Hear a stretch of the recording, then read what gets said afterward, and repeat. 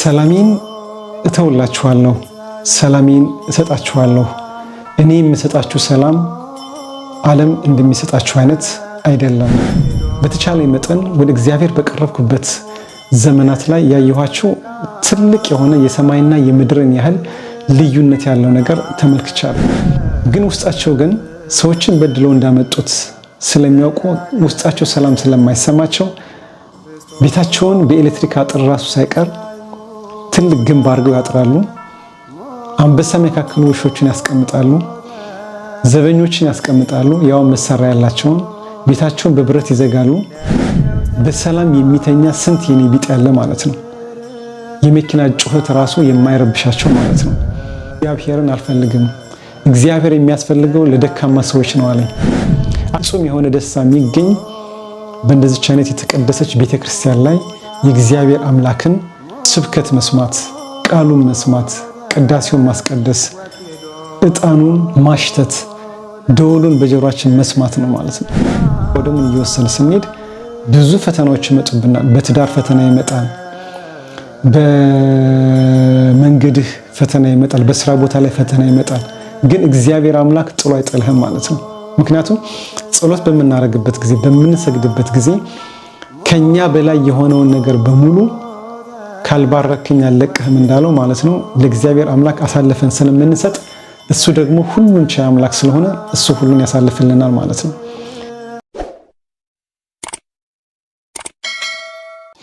በስመ አብ ወወልድ ወመንፈስ ቅዱስ አህዱ አምላክ አሚን።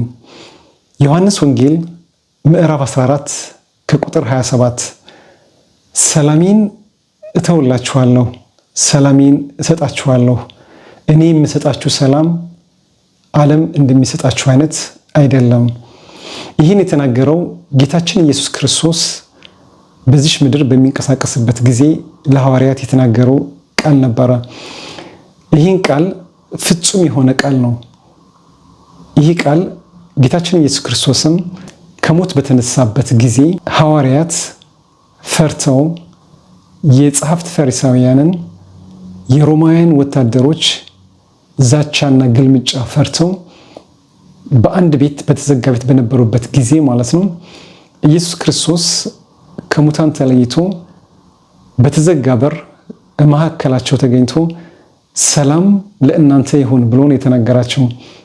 ይህ ሰላም በነገራችን ላይ ክርስቶስ ለሐዋርያት፣ ሐዋርያት በአንብሮተ እድ ለጳጳሳት፣ ጳጳሳት ደግሞ ለቄሶች፣ ቄሶች ደግሞ በቅዳሴ ስርዓት ማለት ነው ለእኛ ለምእመናን ሰላም ለእናንተ ይሁን እያሉ በቅዳሴ ጊዜ ያስተላልፉናል።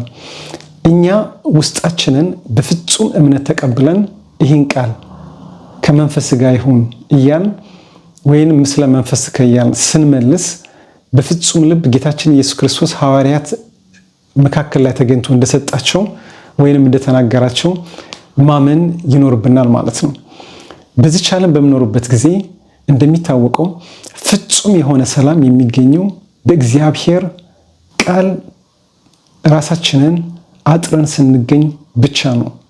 እግዚአብሔር አምላክ ይህን ሰላም ለሐዋርያት ከሰጣቸው በኋላ ማለት ነው ፍጹም የሆነ ተጋድሎ እንዲያደርጉ ድፍረት ሆኗቸዋል ማለት ነው። ከዚህ በፊት ፈርተው ተደብቀው የነበሩ ሐዋርያት ከዛ በኋላ ግን መንፈስ ቅዱስ ከወረደላቸው በኋላ ሰላም ከእናንተ ጋር ይሁን ተብሎ ከተነገሩ በኋላ ማለት ነው ፍጹም የሆነ ድፍረት አግኝተው በአገልግሎት በነበሩበት ጊዜ በአሕዛብ ዘንድ በሚገደሉበት ጊዜ እነሱ ይታያቸው የነበረ የብርሃን አክሊል ስለነበር ምንም አይነት ውስጣቸው ላይ ምንም አይነት ፍርሃት የለውም። እኔም በሕይወት ዘመኔ የተማርኩት አንድ ትልቅ ነገር ቢኖር ማለት ነው በኃጢአት ባለፍኩባቸው ዘመናትና በተቻለ መጠን ወደ እግዚአብሔር በቀረብኩበት ዘመናት ላይ ያየኋቸው ትልቅ የሆነ የሰማይና የምድርን ያህል ልዩነት ያለው ነገር ተመልክቻለሁ። ከነዚህ ውስጥ ለምሳሌ እግዚአብሔር አምላክን ስርዓቱንና ሕጉን በተቻለን መጠን እያከበርን በሄድን ቁጥር እግዚአብሔር አምላክ በሰው ዘንድም ሊሆን ይችላል፣ በምትገቡበት ኦፊስ ሊሆን ይችላል፣ በስራ ቦታችሁ ላይ ሊሆን ይችላል፣ በቤታችሁ ሊሆን ይችላል፣ በልጆቻችሁ ሊሆን ይችላል፣ ትልቅ የሆነ አክብሮትና ሰላም ይሰጣችኋል ማለት ነው። እንደሚታወቀው ዓለም የምትሰጠን ሰላም ዛሬ ታይቶ ነገ የሚጠፋ አይነት ሰላም ነው። እንዲያውም አንድ ሰባኪ ምን ሲል ነው የሰማሁት? ብዙ ጊዜ ሰዎች በኃጢአት ደስታቸውን ለማግኘት ብለው ብዙ ነገር ያልሆነ ነገር ያደርጉና ከዛ በኋላ የህሊና ዕዳ ሲሰማቸው ያንን ነገር ለማጥፋት ወደ መጠጥ ቤት ይገባሉ ይላል። ወደ መጠጥ ቤት በሚገቡበት ጊዜ ግን ያንን የሙዚቃውን የመጠጥ ቤቱን ጫጫታ ወይንም ሙዚቃ የሰዎችንም ንግግር ሁሉ አልፎ ሰውየው በመጠጥ እንኳን እንዳይደሰት የሚያደርገው የማይተኛ ህሊና ስላለው ነው። ስለዚህ ህሊናችን ሰላም እንዲኖረው ከፈለግን በተቻለ መጠን የእግዚአብሔርን ቃል ማክበር፣ የእግዚአብሔርን ነገር መያዝ ያስፈልገናል ማለት ነው። እንዲሁም በተመሳሳይ ደግሞ ሌላ ስብከት ላይ ሰማሁት። አንዳንድ ሰዎች ራሱ ሀብታቸው በገንዘባቸው ሰዎችን አምፀው ሊሆን ይችላል፣ ሰርቀውም ሊሆን ይችላል፣ በሙስናም ሊሆን ይችላል። ብዙ ንብረት ካካበቱ በኋላ ትላልቅ ቤቶችን፣ ፎቆችን ይሰራሉ። ግን ውስጣቸው ግን ሰዎችን በድለው እንዳመጡት ስለሚያውቁ ውስጣቸው ሰላም ስለማይሰማቸው ቤታቸውን በኤሌክትሪክ አጥር ራሱ ሳይቀር ትልቅ ግንብ አድርገው ያጥራሉ። አንበሳ የሚያካክሉ ውሾችን ያስቀምጣሉ፣ ዘበኞችን ያስቀምጣሉ፣ ያው መሳሪያ ያላቸውን ቤታቸውን በብረት ይዘጋሉ። ግን ይሄ ሁላ ያለ ራሱ ህሊና የሚባል ትንሽ እግዚአብሔር ስላለ እንቅልፍ አይወስዳቸውም። ከነሱ ይልቅ እንዲያውም መንገድ ላይ ዝናብ እየመታው አዋራ እያረፈበት ፀሐይ እየመታው በሰላም የሚተኛ ስንት የኔ ቢጤ ያለ ማለት ነው። የመኪና ጩኸት ራሱ የማይረብሻቸው ማለት ነው።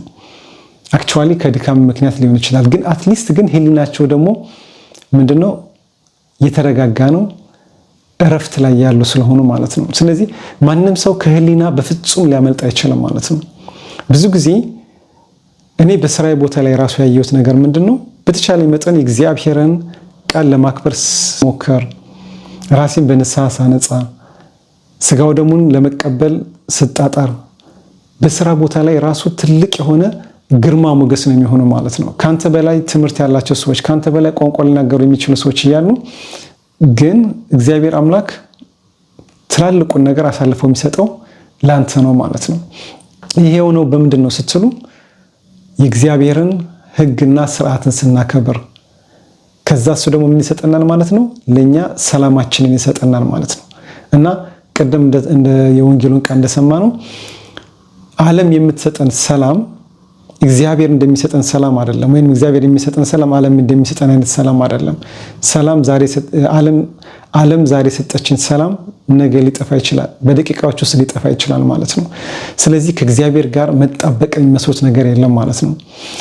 እንዲሁም ስለ ፍርሃትና ስለ ጭንቀት ስናነሳ ራሱ ለምሳሌ በድሮ ጊዜ ለምሳሌ ነገስታት እንደነ ንጉስ ዳዊት ማለት ነው ኃጢአት በሚሰሩበት ጊዜ ለምሳሌ አንዴ ንጉስ ዳዊት በሰገነት ላይ ሆኖ የኦሪዮን ሚስት እግሯን ስትታጠብ ሰውነቷን ስላያት ዝሙት ሊፈጽም ማለት ነው አስጠራት። ከዛ በኋላ ወደዳትና ከሷ ጋር ዝሙት ፈጸመ። እቺ ሴት ግን የኦሪዮን ሚስት ነበረች። ኦሪዮን በጣም ታማኝ፣ ለንጉሱ ታማኝ የነበረ አገልጋይ፣ ያውን በጦር ሜዳ ለንጉሱ ክብር ሲል የሚፋለም የነበረ ወታደር ነው የነበረ። ከዛ ይህ ጥፋት ነቢዩ ናታን ስለታየው፣ ይሄ ወንጀል ስለታየው ማለት ነው ነቢዩ ናታን ቀጥ ብሎ ወደ ቤተ መንግስቱ ነው የገባው። ከዛም በኋላ በአገርህ ላይ ፍርድ ተጓድሏል አለው። ንጉስም ተቆጣና ምንድነው ሲለው 100 በጎች የነበረው ሰው እንግዳ ስለመጣበት አንዷን ከማነሳ ከማጎድል ከ100 ይልቅ ብሎ አንድ በግ የነበረችውን አንድ ድሃ ምስኪን እሱን ቀማው እና አርዶ ለእንግዶቹ አደረገበት ሲለው ንጉስ ዳዊትን በጣም ተበሳጨ እና በዛ ሰው ላይም እርምጃ ለመውሰድ ፈለገ።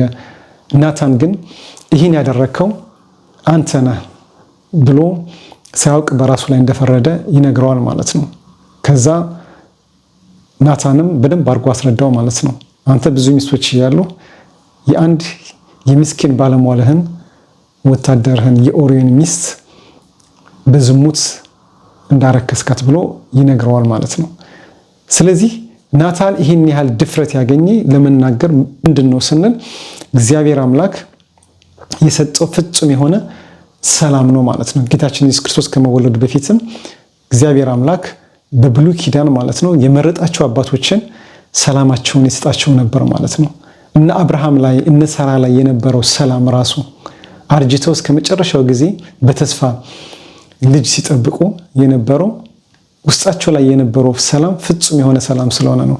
ይህን ሰላም ደግሞ ጌታችን ኢየሱስ ክርስቶስ ከእመቤታችን ከቅድስት ድንግል ማርያም ከስጋዋ ስጋ ከነፍሷ ነፍስ ነስቶ በምድር ላይ በሚመላለስበት ጊዜ ለሐዋርያት የተናገራቸው ቃል ነው ማለት ነው።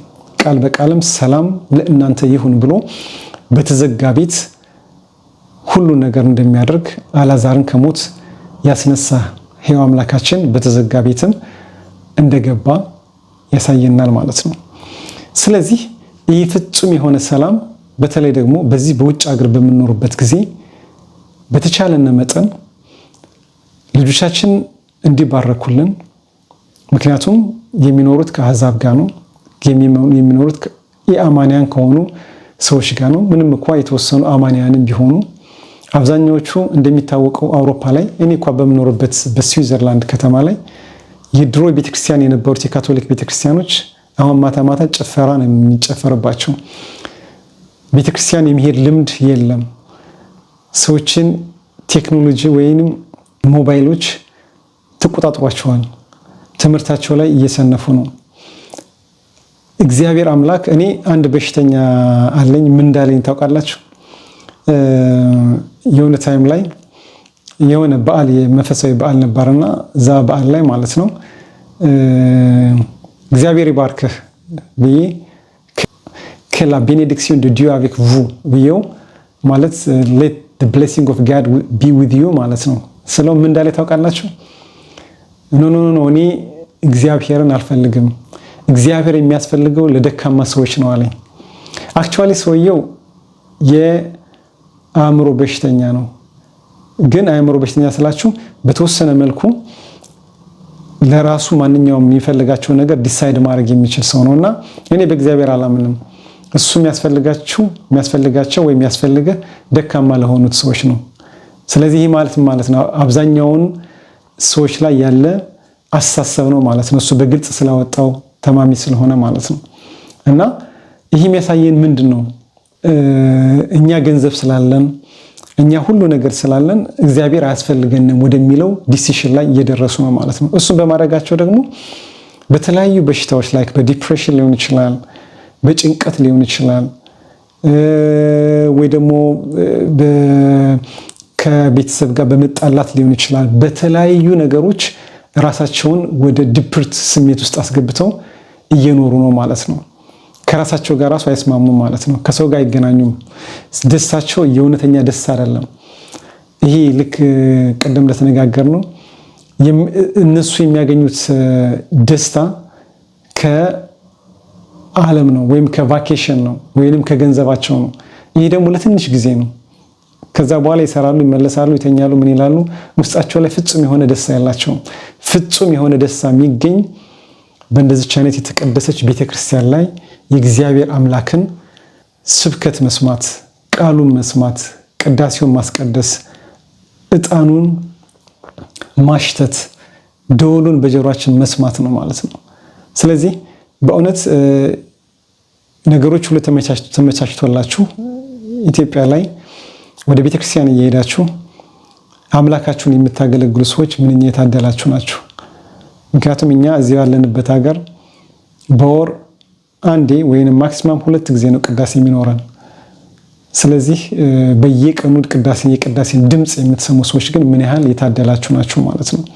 እንደ ቀላል ነገር አትያዙት። አንዳንድ ጊዜ በእጅ የያዙት ወርቅ እንደ መዳብ ይቆጠራል እንደሚባለው ቀለል አድርገን ባናየው መልካም ነው ብዬ ነው ማስብ። ስለዚህ ፍጹም የሆነ ሰላም፣ ፍጹም የሆነ ደስታ በትዳራችን ላይ፣ በህይወታችን ላይ፣ በስራ ቦታችን ላይ፣ በመንገዳችን ላይ መኪና ስንነዳም ሊሆን ይችላል፣ ስንንቀሳቀስም ሊሆን ይችላል እንቅፋት እንዳይመታን የሚያደርግ ከአደጋ ሁሉ የሚጠብቀን ገንዘባችንን፣ ህይወታችንን ሁሉ የሚባርክልን። አንዳንድ ጊዜ ሰውን ራሱ ለመርዳት ከእግዚአብሔር አምላክ ፍጹም የሆነ ሰላም ማግኘት መቻል አለብህ። ምክንያቱም የሱ ሰላም ከሌለህ ገንዘብን ራሱ የት ላይ ማኖር እንዳለብህ አታውቅም ማለት ነው። በማይሆን ቦታ ላይ፣ በጭፈራ ቦታ ላይ፣ በማይሆን ቦታ ላይ ስትበትነው ይታያል ማለት ነው። ስለዚህ እግዚአብሔር አምላክ ማስተዋሉን፣ እግዚአብሔር አምላክ ጥበቡን እንዲሰጠን ማለት ነው እሱን መከተል ይኖርብናል ማለት ነው። እኔ በህይወት የተማርኩት አንድ ትልቅ ነገር ምንድነው? ዓለም ላይ ያለው ነገር በሙሉ ኦልሞስት የፌክ ህይወት ነው። አክቹዋሊ የተወሰነ ሪያሊቲ ሊኖር ይችላል፣ ግን ፍጹም የሆነ ሰላም የሚኖረው ግን አንድ ክርስቶስን ስንከተል ብቻ ነው። ቅዱስ ጳውሎስ እንዳለው እኛ የእምነታችን ራስ የሆነውን ኢየሱስ ክርስቶስን እናመልካለን እንዳለው እሱን እናመልካለን፣ እሱንም እንከተላለን ማለት ነው። አይደለም ኢየሱስ ክርስቶስን ከሺህ ሰዎች ይልቅ አንድ መልአክን መያዝ ምን ያህል በእግዚአብሔር ዘንድ፣ ምክንያቱም መላእክታን በእግዚአብሔር ፊት የሚቆሙ ስለሆኑ በእግዚአብሔር ዘንድ ምን ያህል ግርማ ሞገስ ሊያሰጠን እንደሚችል ማወቅ መቻል አለብን ማለት ነው። እግዚአብሔር አምላክ ይህን ጥበብ እንዲገልጽልን፣ እግዚአብሔር አምላክ ገንዘባችንን እንዲባርክልን፣ እግዚአብሔር አምላክ መንገዳችንን እንዲባርክልን ከፈለግን በተቻለ መጠን ወደ እግዚአብሔር አምላክ መጠጋት ነው። የሱን ሰላም የሱን ፍቅር መያዝ ያስፈልጋል ማለት ነው። እሱን ካላደረግን ግን እንጠፋለን። ገንዘባችንም አይበረክትም፣ በስራችን ላይም ሳክሰስፉል አንሆንም። ከስራ የመባረር ተንደንሲ፣ ከሰዎች ጋር የመጋጨት ተንደንሲ ያጋጥመናል። ስለዚህ ወደ እግዚአብሔር መቅረብ ነው። ይህን ስላችሁ ግን ወደ እግዚአብሔር ስትቀርቡ ምንም አይነት ፈተና የለም ማለት አይደለም። ፍጹም የሆነ ተጋድሎ፣ ፍጹም የሆነ ፈተና በጣም እየበዛ የሚሄደው እንዲያውም ወደ ቤተክርስቲያን በጣም እየቀረብ ስንሄድ፣ ስጋው ደግሞ እየወሰነ ስንሄድ ብዙ ፈተናዎች ይመጡብናል። በትዳር ፈተና ይመጣል፣ በመንገድህ ፈተና ይመጣል፣ በስራ ቦታ ላይ ፈተና ይመጣል። ግን እግዚአብሔር አምላክ ጥሎ አይጥልህም ማለት ነው። ምክንያቱም ጸሎት በምናደርግበት ጊዜ፣ በምንሰግድበት ጊዜ ከኛ በላይ የሆነውን ነገር በሙሉ ካልባረከኝ አልለቅህም እንዳለው ማለት ነው ለእግዚአብሔር አምላክ አሳልፈን ስለምንሰጥ እሱ ደግሞ ሁሉን ቻይ አምላክ ስለሆነ እሱ ሁሉን ያሳልፍልናል ማለት ነው። ስለዚህ ከእሱ አንራቅ። እሱ የሚሰጠን ሰላም ፍጹም ሰላም ነው። ሰላሜን እተውላችኋለሁ፣ ሰላሜን እሰጣችኋለሁ። እኔ የምሰጣችሁ ሰላም ዓለም እንደሚሰጣችሁ አይነት አይደለም። ዮሐንስ ወንጌል ምዕራፍ 14 ከቁጥር 27። ከእናንተ ጋር የነበርኩ በረከተ ጽዮን በዩቲዩብ ቻናል ስሜ ወይ ደግሞ በኖርማል ስሜ ሙልጌታ ደስታ ነበርኩ። ይህን ቪዲዮ ከወደዳችሁት ለሌሎች ሰዎች እንዲዳረስ ሼር ማድረግ አትርሱ። ለብዙ ሰዎች እንዲዳረስ ደግሞ ላይክ ማድረግ አትርሱ ማለት ነው። ቤተሰብም ሰብስክራይብ በማድረግ ቤተሰብ ሆኖ ማለት ነው። ወስብሐት ለእግዚአብሔር ወለወላዲቱ ድንግል ወለመስቀሉ ክቡር አሜን።